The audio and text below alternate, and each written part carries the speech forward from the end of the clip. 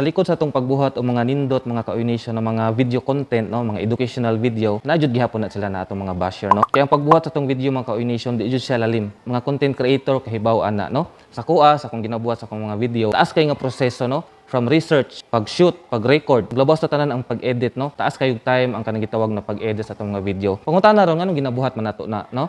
Ang tubag niya na is usa lang. Kaya ako mismo gusto ko muhatag og taas nga value. Kaya akong pagtan-aw sa atong mga followers, sa atong mga viewers is taas. That is why nagabuhatag mga nindot na mga video. Quality ng mga video, kaya atong mga audience pod, atong mga target market is mga quality man pod. So mao na siya na atong ginatarong jud og maayo ato ang mga video. Pero mao lagi to, dili ta luwas, no, dili ta exempted. Appeal jud ta anang gitawag na mabash. So matong giingon gaina kung bisita mo sa TikTok, makatawa na lang mo. Kanuman, kay grabe na natog effort sa pagbuhat og video pero nagihapon tay mabasa didto bitaw na mga bugal-bugal, mga gara-gara. Mismo ako mga ka-Oynation makatawa na lang po ko og basa. Pero mao lagi to, dawat man nato ngayong ana siya kay ngayong ana man jud. Bisag asa ka mo adto, bisag asa nga industry, sa trabaho, sa sports, bisag asa. Bisan pag mabuhat kag maayo og daot na joy mga ingana.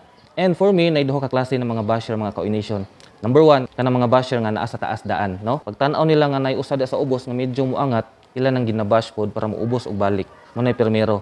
Ikaduha, is kanang nasa ubos daan na kumuhangad sila, di sila gusto bitaw ng katong tawo nga nasa taas nga musaka pa jud man ang ilang ginahila pa ubos. Pero for me, bisag asa sa ilang duha, no, at the end of the day wala tay alam ana. Kay number 1, di man sila nagpakaon sa kuha, di po sila nagatiman sa kuha. In short, wala po sila ambag sa tuwa pod ba, sa tong life wala sila ambag. So nganong ato man silang atimanon.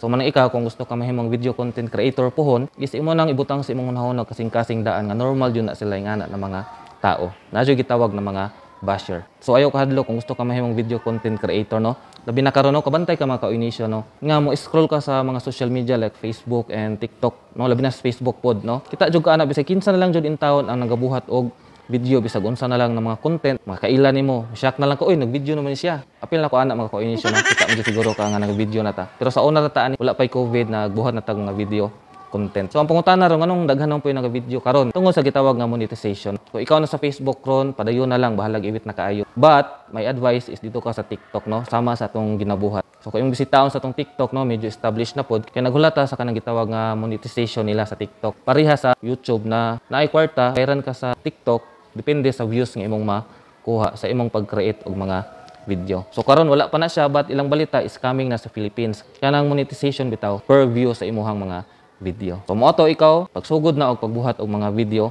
content. Ikaw na bahala sa imong buhaton nga video content. Ikaw may kaila sa imong galing. Kung asa ka expert kadto imong i-content. Sugdi na, ayo ugma karon na. Sige, maro to mga ka-Oynation, no. Salamat sa pagtan-aw og hantod na po sa sunod. Peace.